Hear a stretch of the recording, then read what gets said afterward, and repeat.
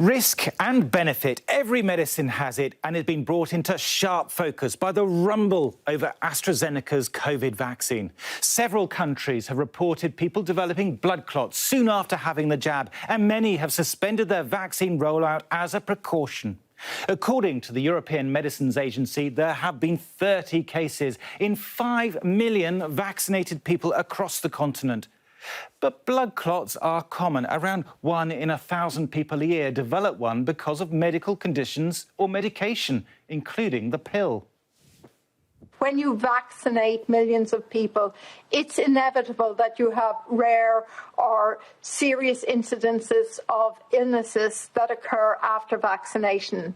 And our role at the EMA is to evaluate these to make sure that any suspected adverse reactions are rapidly investigated so we can figure out, is this a real side effect to the vaccine or is it a coincidence?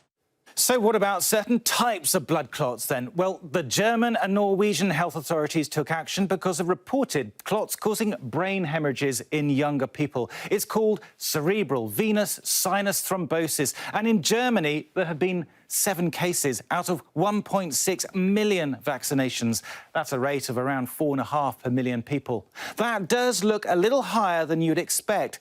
Doctors estimate the background rate of CVST in people under the age of 50 would be 1 or 2 per month per million people. But those numbers are small and they still don't prove a causal link with the vaccine. Against any possible risk, you have to weigh up the benefits, and COVID kills. Even in middle-aged men, the mortality rate is around 1,000 deaths per million infections. Deaths the vaccine largely prevents. Still torn by the risk and benefit? Well, bear this in mind.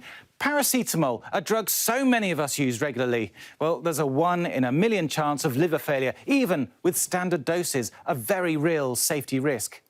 As for AstraZeneca's jab, the European medicines regulator is looking at the individual reports of clots to see if there really is a good reason to stop the rollout of a life-saving vaccine.